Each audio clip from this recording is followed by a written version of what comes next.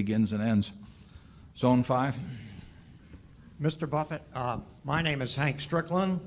I'm from Fairfax, Virginia, which if it were a city would be the 10th largest in the United States. I'm here as a stockholder, and my daughter, who's also my broker, is here with me. We were also out there Friday night when we watched you warming up for the beginning of the ball game, and we noted that you didn't drop the ball. You seemed to be able to get it to the guy that was warming you up. We noticed your first pitch, which I had difficulty characterizing as either being a pass ball or a wild pitch. It was a premature sinker, actually. Very, very hard to hit, I might add. And then you moved sprightly into the stands, did a lot of picture-taking, photo opportunities, signed autographs, vaulted over a rail or two, and we noted with great enthusiasm your fitness. Now, that all having been said, many people would characterize Berkshire as a one-man company, with all due respect to Charlie. And many of us in this audience here, I'm sure, are retired or semi-retired. It's not unthinkable that perhaps you might want to retire, or for good God's sake. It's unthinkable. Unthinkable. I don't want that one to go by. or for something worse could happen.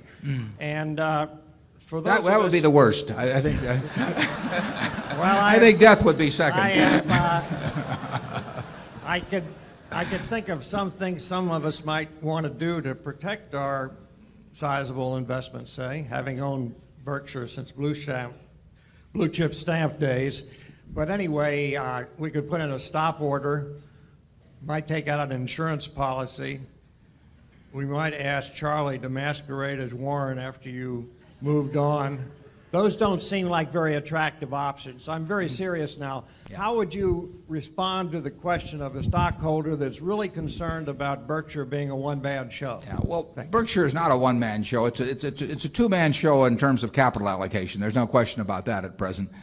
But it's run by many managers that are doing an outstanding job and that don't need any guidance from Charlie or me as they go along.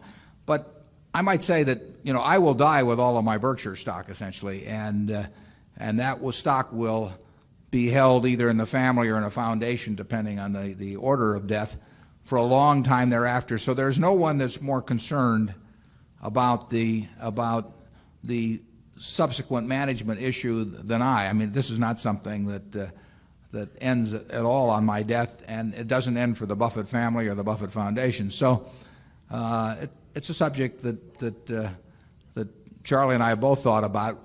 The most likely situation, you got to get away from the idea that it's a one-man show, because right now we've got 33,000 people working for Berkshire out there, as we speak, and I'm sitting around, watching movies about myself or something. I mean, you can see how vital I am to the place. But the question. And the other thing we do besides allocate capital is we do identify these managers and hopefully we make it attractive for them to stay and work for Berkshire. But that doesn't require 150 IQ or anything to do that. It does require a certain sensitivity to why people want to get up in the morning and do what they do. And when I'm not around, the logical, at some point, depends on exactly when it happens, but Charlie's a little older than I am, and it's likely that it will be broken into a two-person function again, but not exactly the way Charlie and I function, and that is that there will be someone in charge of investments and capital allocation. I mentioned Lou Simpson's position because he is younger than I am in the annual report, and then someone in charge of operations, and we have that person in the organization now. Now, I don't know what the situation will be when I die, because it could be in 20 minutes or it could be in 20 years. And when so I can't specifically name the individuals. We have the individuals now for both those functions. We'll have the individuals for the same functions 20 years from now. I don't know whether they'll be the same people. But it's quite a logical way to run the business. GEICO was run that way and still is run that way, and has been for some years.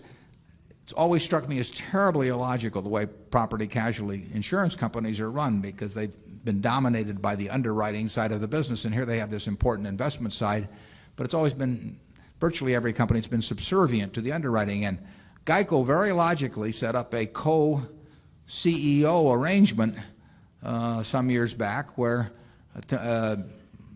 originally Bill Snyder and before that, but Tony Nicely ran the underwriting end of the business, and Lou Simpson ran the investment side. And those are two very different functions.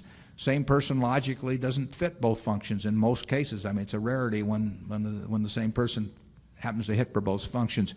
So GEICO worked very well that way, still works that way. Lou runs investments, Tony runs underwriting. And Berkshire, slightly different.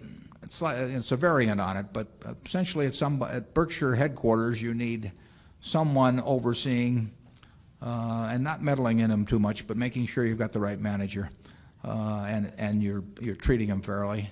You need someone on the operating side, you need someone on the investment and capital allocation side. We've got those people now, and we'll have them, whenever it happens too. But that is the structure, and we've got some very good businesses.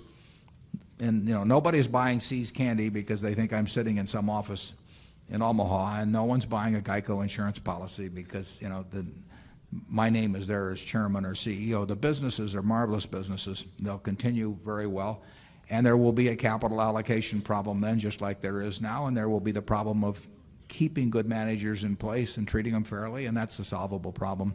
So that's the future as seen from Kiewit Plaza. Charlie?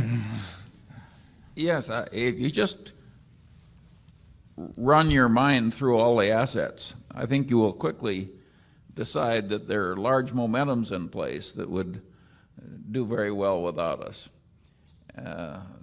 Is Coca-Cola going to suddenly stop selling because some manager's dead at Berkshire Hathaway? Are the people going to stop using Gillette razor blades? Is GEICO suddenly going to stop being intelligently run? Is the Nebraska Furniture Mart going to try any less hard? So the existing assets, you can argue, have been lovingly put together so as not to require continuing intelligence at headquarters. And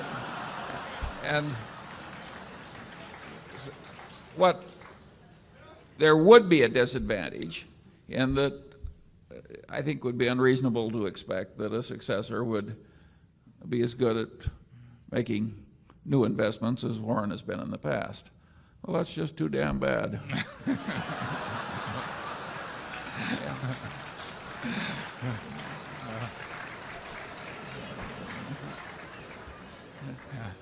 The sympathetic ear over here.